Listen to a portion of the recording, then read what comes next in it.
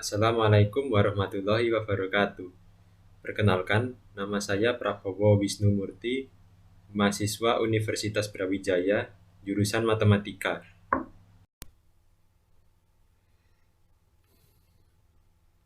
Pada video kali ini, saya akan membahas tentang limit fungsi trigonometri. Nah, sebenarnya limit fungsi itu ada banyak sekali aplikasinya di kehidupan sehari-hari, yaitu pada bidang fisika, bidang kimia, bidang ekonomi, dan bidang-bidang yang lain juga. Pada bidang fisika ini, contohnya yaitu pada permasalahan pengukuran.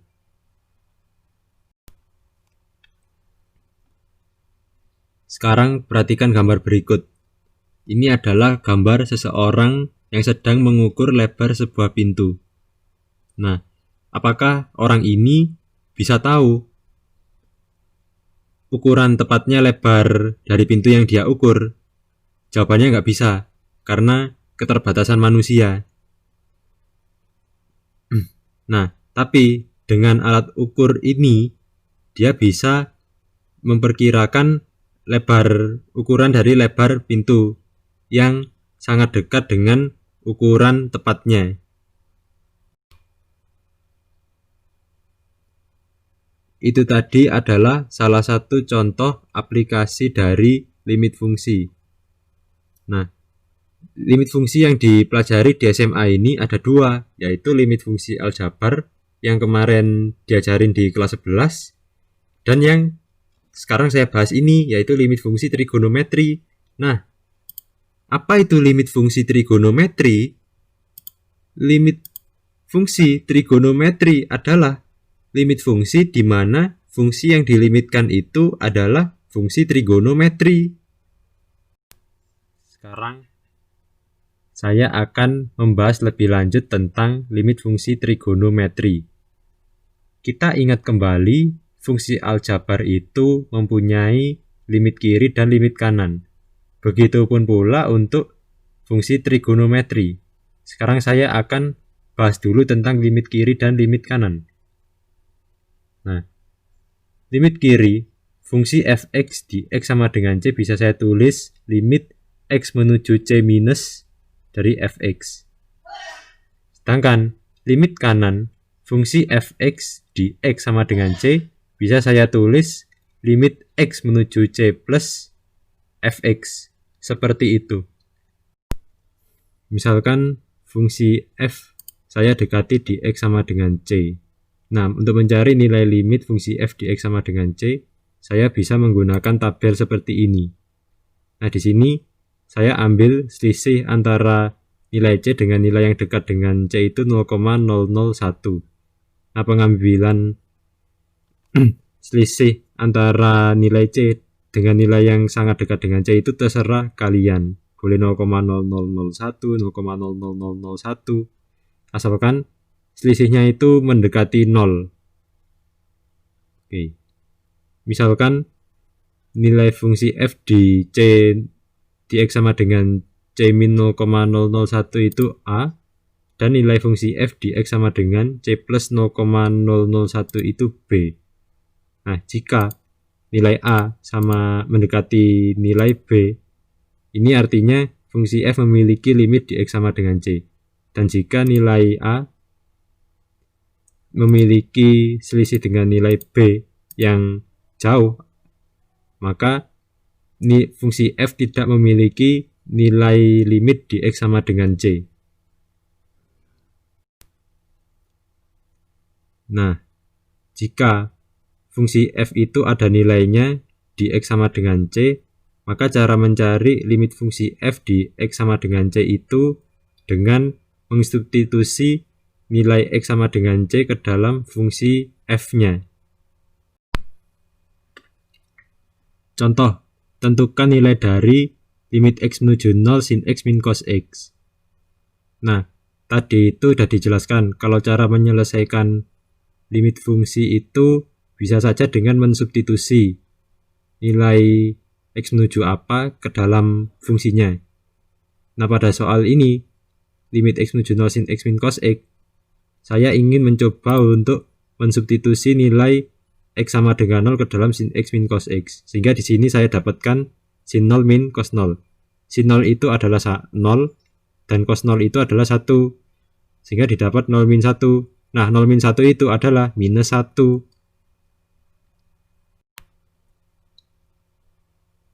Nah, tapi ada juga yang seperti ini. Misalkan nilai X ini saya masukkan ke fungsi F-nya, maka menghasilkan 0 per 0. Nah, untuk mengatasi hal itu, maka fungsi yang dilimitkan itu harus kita manipulasi terlebih dahulu.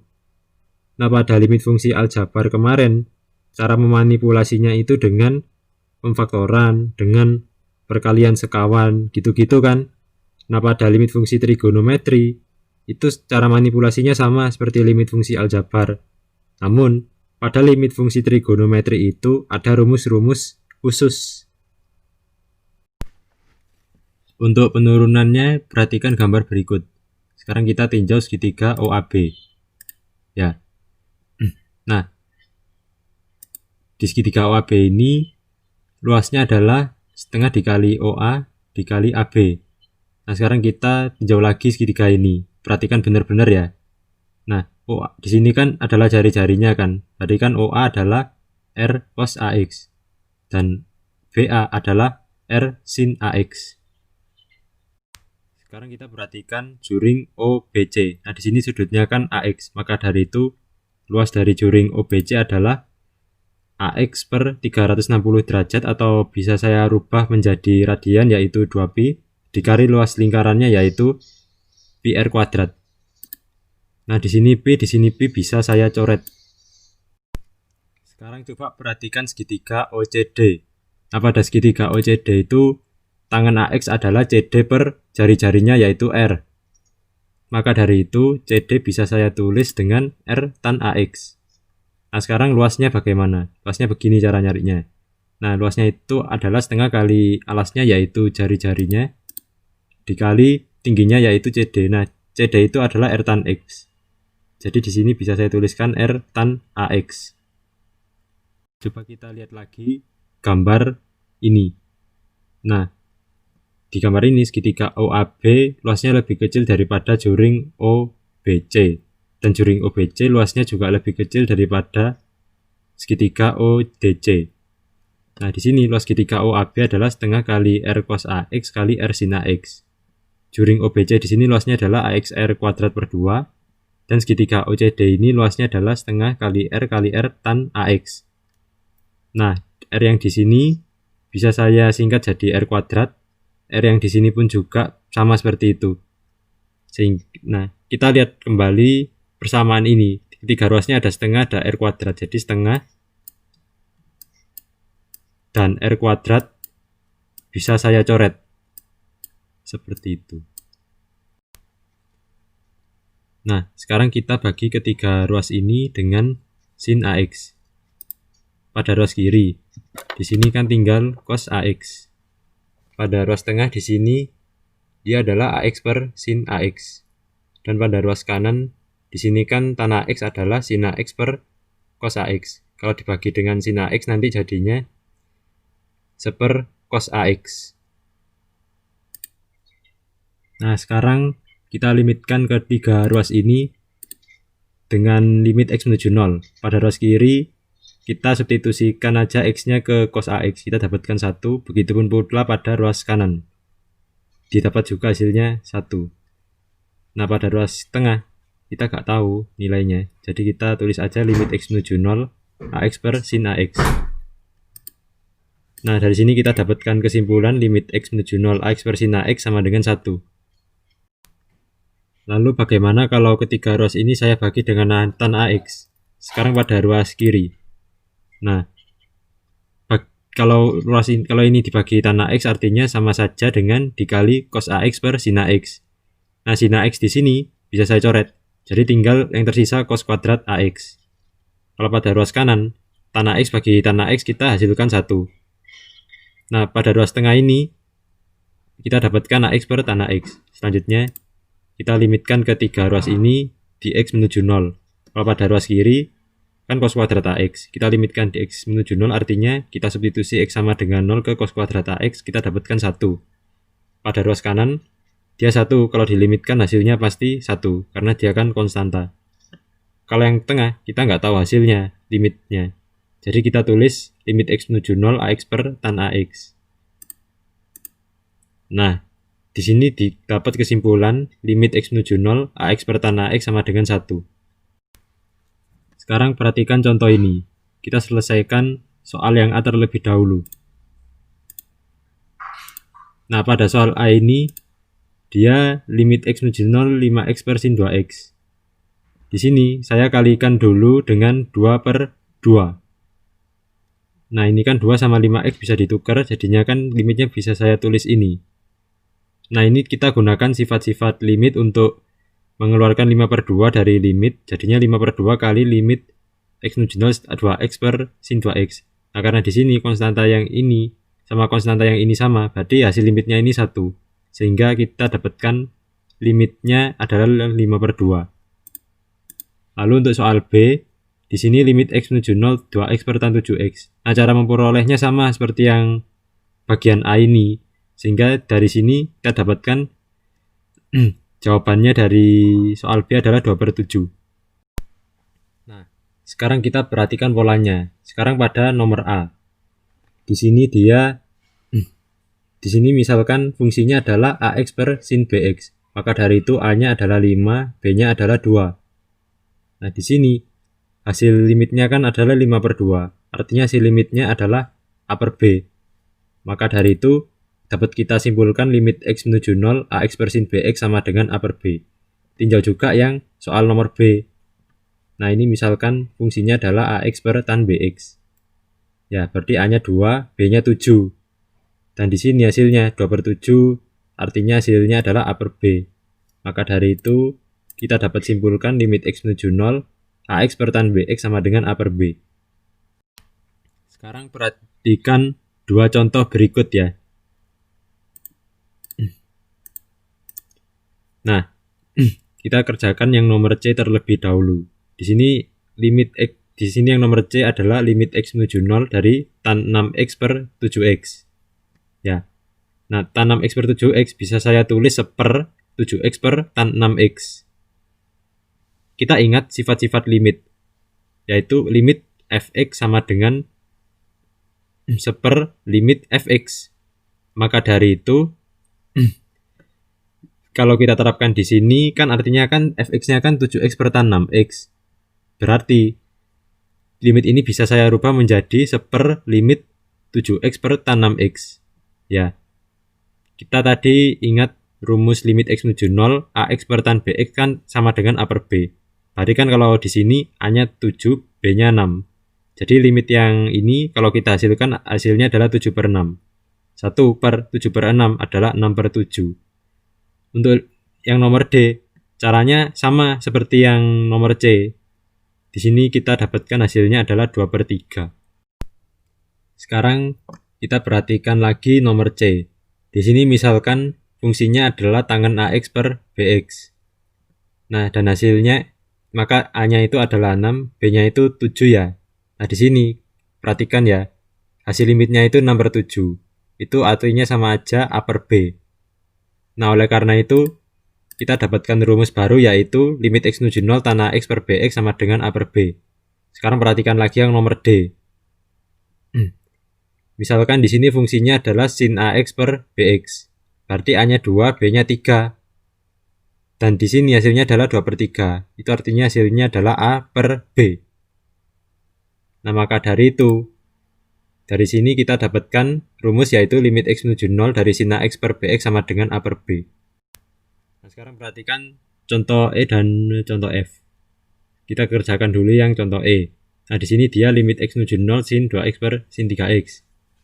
Nah, cara dapetinnya itu begini. Kita kalikan dulu dengan 2X per 2X. Oke. Nah, lihat penyebutnya. 2X sama sin 3X ini bisa ditukar seperti ini. Nah, terus kita ingat lagi definisi limit fungsi. Limit F kali G sama dengan limit F kali limit G. Kalau kita terapkan di sini, berarti kan F-nya kan sin 2x per 2x dan G-nya itu 2x per sin 3x. Maka dari itu limit ini bisa saya tulis seperti ini. Nah, kita ingat ya, limit x menuju 0 dari sin AX per BX itu kan A per B ya. Dan karena ini angkanya sama, berarti kita bisa tuliskan 1. Terus untuk limit yang ini, kita ingat bahwa limit AX menuju 0, AX per sin BX sama dengan A per B. Dengan di sini A-nya 2 dan B-nya 3. Maka limit ini bisa saya tulis 2 per 3. Nah, maka dari itu di sini saya dapatkan hasilnya adalah 2 per 3. Kalau untuk yang ini, yang nomor F itu adalah limit tan. Nah, sekarang untuk yang nomor F. Untuk yang nomor F ini dia adalah limit x menuju 0 tan 5x per tan 2x. Maka dari itu cara dapetinnya itu sama seperti yang nomor E. Dia menghasilkan 5 per 2. Sekarang kita amati ya yang contoh E. Di sini misalkan fungsinya itu adalah sin AX per sin BX. Nah, berarti A-nya 2, B-nya itu 3. Nah, di sini hasil limitnya itu adalah 2 per 3. 2 per 3 itu adalah A per B. Maka dari itu kita dapatkan kesimpulan bahwa limit x menuju 0 sin AX per BX sama dengan A per B. Sekarang kita perhatikan juga contoh yang F. Nah, di sini misalkan fungsinya adalah tan AX per tan BX. Ya, berarti A-nya 5, B-nya 2. Dan hasil limitnya itu adalah 5 per 2. Berarti sama aja seperti A per B kan. Nah, maka dari itu kita dapatkan rumus baru yaitu limit x menuju 0 dari tan AX per tan BX sama dengan A per B. Nah, di sini ada contoh lagi, contoh yang G sama yang H. Nah, di sini G itu limit x menuju 0 sin 6x per tan 3x dan yang H itu limit x menuju 0 tan 3x per sin 4x. Cara menyelesaikannya itu sama seperti yang contoh E. Nah, di sini yang G itu dia menghasilkan 6 per 3. Dan yang H itu menghasilkan 3 per 4. Nah, coba kita perhatikan kembali yang G. Misalkan ini fungsinya sin AX per tan BX ya. Berarti A-nya 6 dan B-nya 3. Dan sini hasilnya adalah 6 per 3 atau A per B ya. Jadi dari sini kita dapat kesimpulan limit x menuju 0 sin AX per tan BX sama dengan A per B. Terus kita perhatikan juga yang H. Nah, di sini misalkan fungsinya adalah tan AX per sin BX ya. Berarti A-nya 3, B-nya 4. Nah, hasil limitnya ini kan adalah 3 per 4. Itu artinya kan dia A per B hasilnya ya. Nah, maka dari itu kita dapatkan rumus lagi yaitu limit x menuju 0 tan AX per sin BX sama dengan A per B. Nah, rumus-rumus yang kita dapatkan tadi bisa kita singkat menjadi satu, yaitu ini rumusnya. Nah, limit x menuju 0 dari fungsi pecahan di mana pembilangnya adalah sin AX atau bisa juga tan AX atau bisa juga AX dan penyebutnya bisa jadi sin BX atau tan BX atau BX. Maka itu hasilnya sama dengan A per B. Nah, sekarang contoh pertama. Tentukan nilai dari limit x menuju 0 sin 2x plus tan 3x per 3x. Nah, kalau kita lihat bentuk fungsinya ini, fungsi ini bisa kita pecah menjadi sin 2x per 3x plus tan 3x per 3x ya. Nah, fungsi ini kalau kita lihat-lihat lagi, ini kan dalamnya kan penjumlahan fungsi. Maka dari itu, limit yang kita gunakan aja sifat-sifat pada limit fungsi. Nah, kita terapkan di sini, maka bentuk limit yang ini bisa saya tulis menjadi ini. Nah, sekarang kita tinjau dulu bentuk limit yang ini. Nah, pada bentuk limit yang ini, fungsinya itu adalah fungsi pecahan, di mana dia pembilangnya adalah fungsi sin dan penyebutnya itu adalah fungsi konstanta kali x. Maka dari itu, limit ini jika hasilnya adalah 2 per 3. Sekarang saya tinjau lagi. Sekarang saya tinjau bentuk limit yang ini. Nah, kita lihat fungsinya adalah fungsi pecahan yang penyebutnya adalah konstanta kali X dan pembilangnya itu fungsi tangen. Maka dari itu, limit yang ini hasilnya adalah 3/3. Nah, 2/3 tambah 3/3 sama dengan 5/3. Maka dari itu, limit X menuju 0 dari sin 2X plus tan 3X per 3X adalah 5/3. Seperti itu. Contoh kedua, limit X menuju 0 dari 3X kali sin 2X per X kuadrat. Nah, di sini kan ada X, di sini ada X kuadrat. Maka X yang ini bisa kita coret dan X kuadrat yang ini pangkatnya akan berkurang menjadi pangkat 1 atau X biasa. Nah, setelah itu kita gunakan sifat-sifat pada limit fungsi, yaitu jika limit dari konstanta kali fungsi sama dengan konstanta kali limit fungsi tersebut. Maka dari itu, kalau di sini konstantanya 3 dan fungsinya sin 2X per X. Jadi limit ini bisa saya tulis dengan ini, 3 kali limit sin 2X per X. Nah, sekarang kita perhatikan limit yang ini. Nah, di sini fungsi yang dilimitkan itu adalah fungsi pecahan, di mana penyebutnya itu adalah fungsi sin dan pembilangnya itu hanya X saja. Maka dari itu, limit ini nilainya adalah 2/1. Nah, 3 kali 2/1 ini hasilnya adalah 6. Jadi limit X menuju 0, 3X sin 2X per X kuadrat itu hasilnya 6. Ini adalah soal-soal tentang limit fungsi trigonometri dengan metode substitusi dan juga penggunaan rumus-rumus khusus pada limit fungsi trigonometri. Silahkan kalian kerjakan. Sekian untuk video kali ini.